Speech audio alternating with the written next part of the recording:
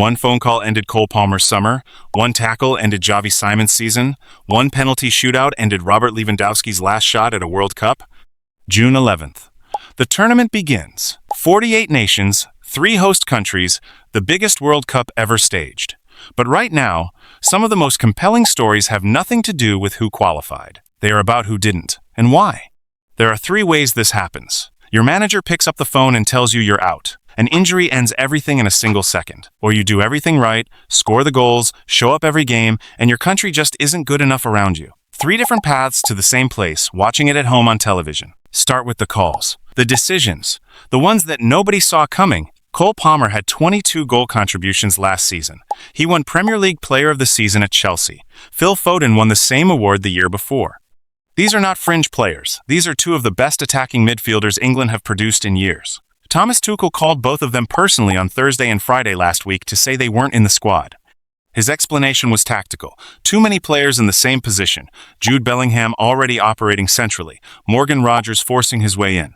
The logic exists. Whether you buy it is another question entirely. A Sky Sports correspondent described this England squad as the most shocking since 1998. That one line tells you everything about how unexpected those 2 omissions really were. Palmer and Foden had company. Trent Alexander-Arnold hadn't played a single minute for England since last summer. The writing had been on the wall. But confirmation is different. Harry Maguire found out before the official announcement and posted immediately saying he was shocked and gutted. Between Alexander-Arnold and Maguire, you're talking about players with over 100 caps combined. Neither of them will be in North America this summer. Then Brazil. And here the decisions became genuinely controversial. Carlo Ancelotti left Richarlison out. The same Richarlison who scored that bicycle kick against Serbia in Qatar, the goal that still gets replayed millions of times. Gone. And alongside him, João Pedro, who had a standout season at club level, and who a large section of Brazilian media considered one of the first names in the squad. Ancelotti disagreed. No explanation fully landed with the fans. Brazil go into this tournament without 2 of their most recognizable attacking players because the manager made a call and stuck to it. But those decisions, as painful as they are, carry a kind of logic. The next category has none. These players didn't get dropped. They got unlucky. March 2nd. Real Madrid versus Getafe. Rodrigo came on as a substitute, was on the pitch for a matter of minutes, and went down clutching his right knee. The diagnosis the following day: torn anterior cruciate ligament and ruptured lateral meniscus. He posted on social media that it was one of the worst days of his life, that he had always feared this injury.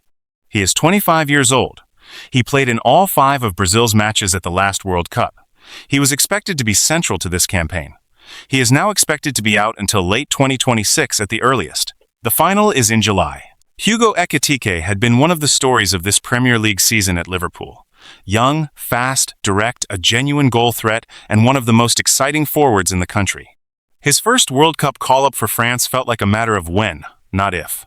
Then came the Champions League match, and the Achilles tendon rupture that ended his season instantly. The Achilles is one of the hardest injuries to come back from in football. He has never played at a senior World Cup. That wait is now at least 4 more years. Xavi Simons. Euro 2024, he scored the goal that put the Netherlands into the semi-finals against England. At the end of April, playing for Tottenham against Wolves, he went down, clutched his right knee, and was carried off on a stretcher. Ruptured ACL, confirmed the next day. Tottenham said he was heartbroken.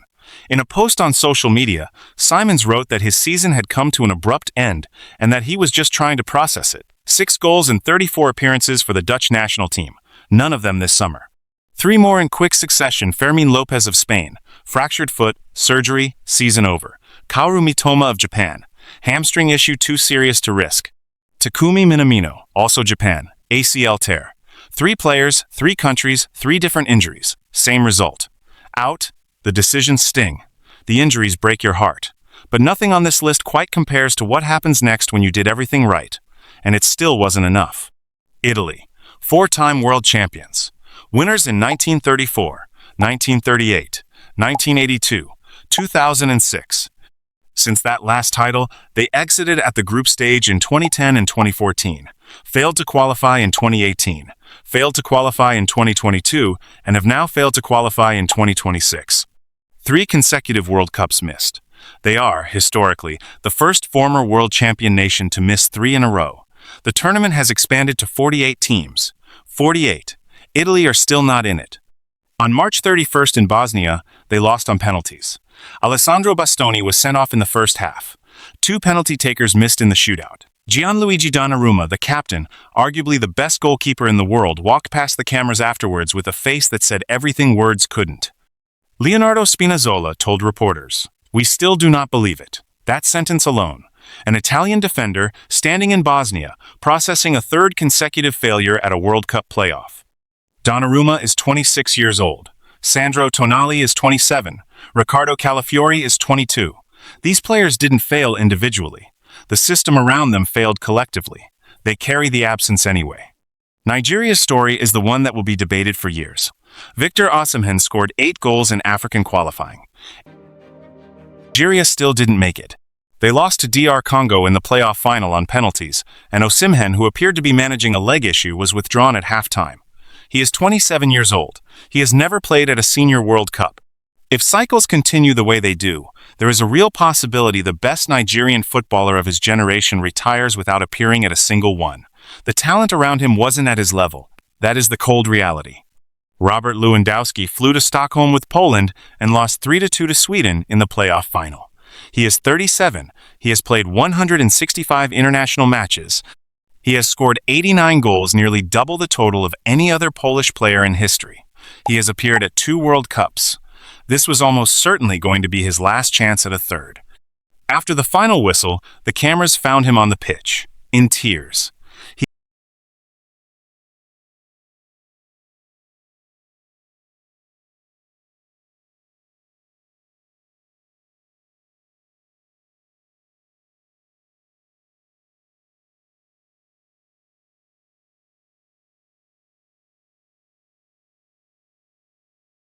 He hasn't officially retired from international football, but that image said something that a press conference never could. Dominik Szoboszlai in Hungary missed out after finishing behind Portugal and Ireland in qualifying. He is 23. There will be other tournaments, but Hungary haven't appeared at a World Cup in 40 years, and this particular chance is gone. 3 ways to miss a World Cup. A manager's decision. A moment of bad luck that changes everything. And a country that simply didn't get there, no matter how good you were. On June 11th, the greatest football tournament on earth kicks off. And somewhere, some of the finest players in the world are going to sit in front of a screen and watch someone else play in it for completely different reasons, but with exactly the same feeling.